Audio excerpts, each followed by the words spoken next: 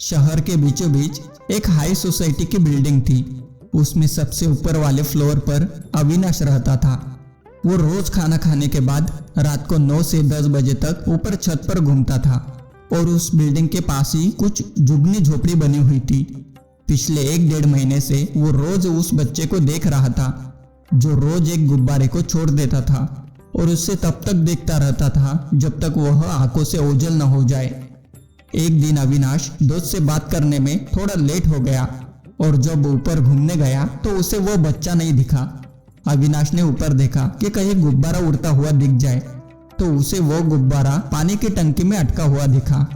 अविनाश समझ गया कि यह उस बच्चे का ही है और उसने सोचा कि उस गुब्बारे को निकाल कर उड़ा दूं और वह टंकी पर चढ़ गया। उसने देखा गुब्बारे पर कुछ लिखा था। अविनाश उसे पढ़कर बेचैन हो गया। उस पर लिखा था कि हे ऊपर वाले, मेरी माँ की तबीयत बहुत खराब है और उसके इलाज के लिए किसी को भेज दे। मेरे पास इतने सारे पैसे नहीं है।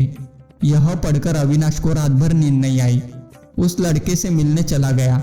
उसने जाकर देखा तो सच में उसकी माँ की तबीयत खराब थी। अविनाश ने उस लड़के से पूछा कि तुम रोज गुब्बारे पर लिखकर क्यों भेजते हो और तुम्हें ये किसने बताया कि ऐसा करने से ईश्वर तुम्हारी मदद करेगा। उस लड़के ने कहा, यह सब मुझे भिखारी दादा ने कहा। एक दिन रात को मैं आ रहा था तो उन्होंने कहा कि मेरी तबीयत खराब है और मैं भीख मांगने नहीं जा सकता और मैं 2 दिन से भूखा हूँ, क्या तुम मुझे खाना खिलाओगे? तो मैंने उन्हें खाना लाकर दे दिया तो उन्होंने कहा कि बेटा तेरी मदद ऊपर वाला करेगा। मैंने पूछा वो सच में मेरी मदद करेगा क्या? दादा ने कहा जैसे मेरे लिए उसने तुझे भेजा है ना, वैसे ही वो तेरे लिए भी किसी को भेज देगा। अविनाश ने पूछा तो गुब्बारे का किसने बोला और तुम रात में ही क्यों उसे उड़ा देते हो, दिन में क्यों नहीं? वो लड़का बोला, दादा ने कहा था ना कि ऊपर वाला मदद करेगा, तो मैं रोज सोचता था कि उस तक बात कैसे पहुंचाऊं।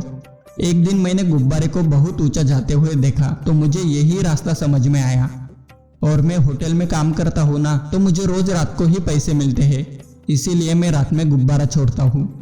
उस बच्चे की बात सुनकर अविनाश की आंखों में आंसू आ गए और उसने उस बच्चे को गले लगाते हुए कहा कि बेटा वो दादा ने सही कहा था, वो ऊपर वाले ने तेरी मदद में मुझे भेजा है।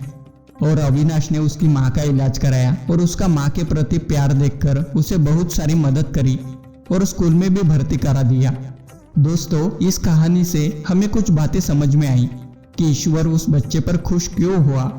उसका माँ के लिए प्यार, गरीब होते हुए भी उसके मन में दूसरे के लिए दया, उसका भोलापन और सबसे बड़ी बात उसका विश्वास, जो उसने 1-1.5 महीने तक गुब्बारे में लिखकर ईश्वर के लिए भेजा। यदि ये बातें हम लोगों में भी पैदा हो जाए तो इसमें कोई शक नहीं कि वह प्यारा ईश्वर हमारी तकलीफों में भी किसी न किसी को भेज ही देगा। तो दोस्तों, विश्वास करो, वो ईश्वर हमें हर पल देख रहा है और हमें अच्छे से अच्छा जीवन देना चाहता है। नमस्ते दोस्तों, मुझे उम्मीद है कि आपको यह कहानी वास्तव में पसंद आई होगी। तो मिलते हैं कल सुबह 9 बजे ऐसी ही एक नई कहानी के साथ। तब तक अपना ख्याल रखें और सुरक्षित रहें। धन्यवाद।